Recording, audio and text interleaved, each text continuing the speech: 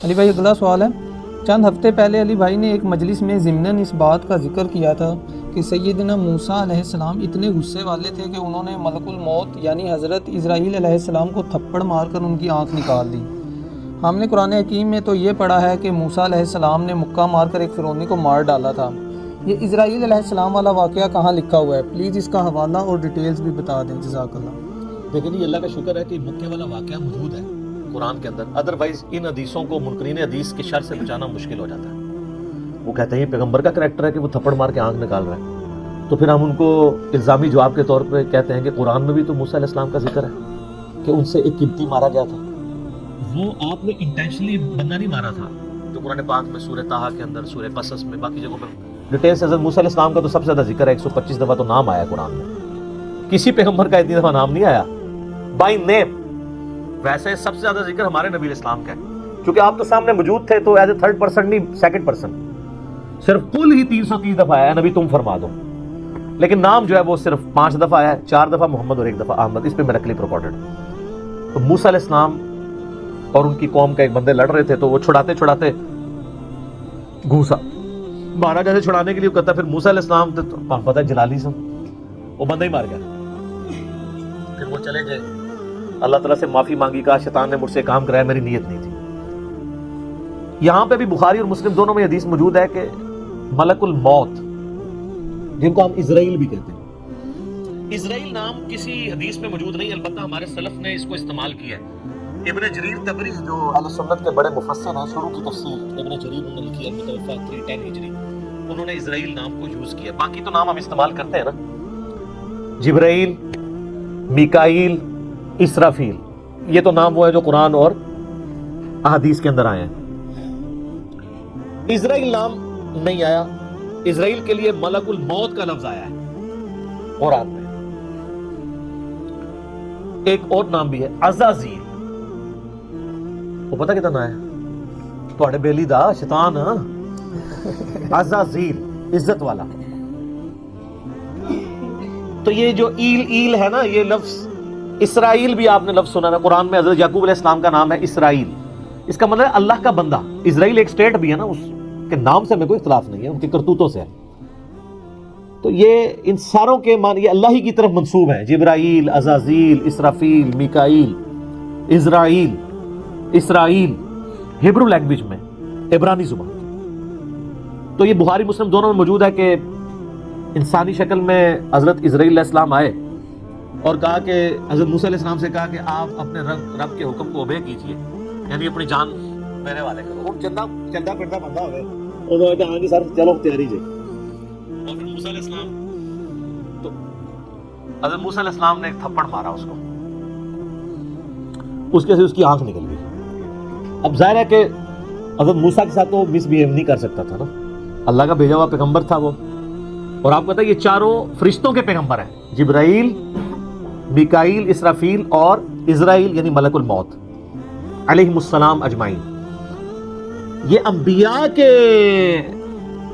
یعنی فرشتوں کے انبیاء ہیں، اسی وجہ سے یہ انسانوں کے انبیاء کے استاد بھی ہیں، ورنہ نبی کا استاد غیر نبی نہیں ہو سکتا۔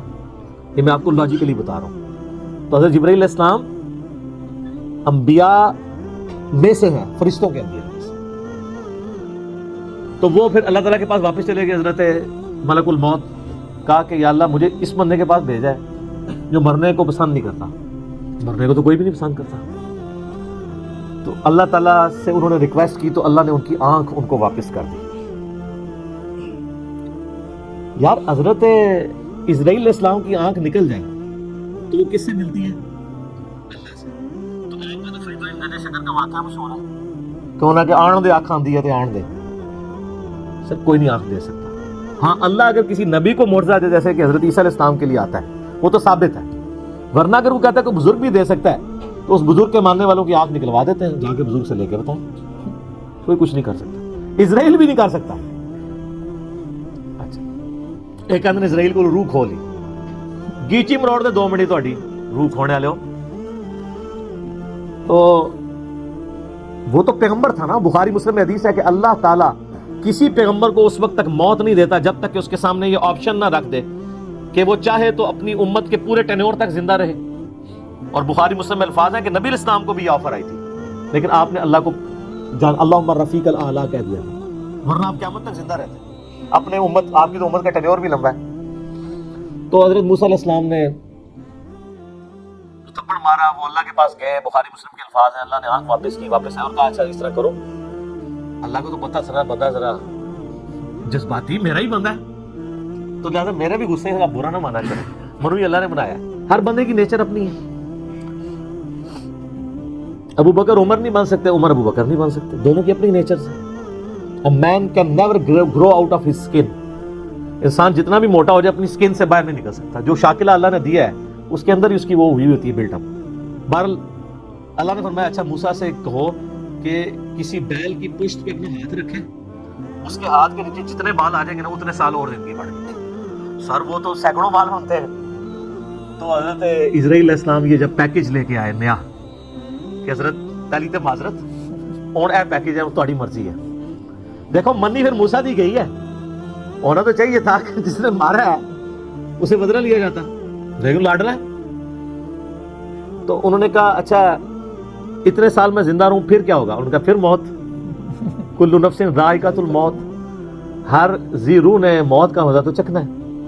تو پھر انہوں نے کہا جب اتنے سال بعد مرنا ہی ہے تو اب کیوں نہیں، جب یہ میں نے جام پینا ہی ہے موت کا. تو پھر انہوں نے کہا اے اللہ بس میں تجھ سے یہ دعا کرتا ہوں کہ مجھے ارض مقدس یروشلم کے قریب کر دے، میں اتنا قریب ہو جاؤں کہ وہاں سے اگر کوئی پتھر بھی پھینکے نا تو میری قبر تک پہنچ جائے، وہ مقدس زمین پہ. جیسے ہماری بھی خواہش ہوتی ہے بقیع غرقت میں دفن ہو. مسلم شریف میں حدیث ہے کہ جس نے مدینے کے مصائب پہ صبر کیا تو میں اس کا شفیع بنوں گا. ترمذی میں الفاظ ہے کہ ہو سکے تو مدینے میں مرو، جو مدینے میں مرے گا میں اس کی شفاعت کروں گا. اور بخاری میں حدیث ہے حضرت عمر کہا کرتے تھے اللہ مجھے شہادت کی موت دینا، اپنے رسول کے شہر مدینہ میں موت دینا. اللہ نے دونوں ان کی دعائیں قبول کر لی، کیونکہ سب سے پہلے شفاعت اہل مدینہ کی ہونی ہے، بشرطے کہ وہ آپ کے فرقے کا ہو. ہاں سر فضائل اعمال والے شیخ زکریا صاحب بھی مدینہ شریف بقیع غرقت میں دفن ہے، اور فضائل سنت والے الیاس قادری صاحب کے پیر صاحب ضیاء الدین مدنی بھی وہاں پہ دفن ہے، اور ہماری ماں سیدہ عائشہ بھی وہاں دفن ہے، امام حسن علیہ السلام بھی وہاں پہ دفن ہے، امام باقر بھی وہاں پہ دفن ہے، امام مالک بھی وہاں پہ دفن ہے، حضرت عثمان غنی بھی وہاں پہ دفن ہے، اور عبداللہ ابن ابی بھی وہاں پہ دفن ہے. قبروں سے کوئی فرق نہیں پڑتا، اتنے نئے لوگوں کے ساتھ اس منافق کی قبر بھی ہے. پہلے تو سارے قبرستانوں کے سن. تو اچھا انہوں نے دیکھ لیں اس سے اسرائیل سے نہیں کہا کہ منو جا لین دے، اللہ سے ہی مانگا ہے. تو اللہ نے ان کو قریب کر دیا، اور نبی علیہ السلام فرماتے ہیں جب وہ قریب ہوئے تو وہاں پہ ان کو موت دے دی.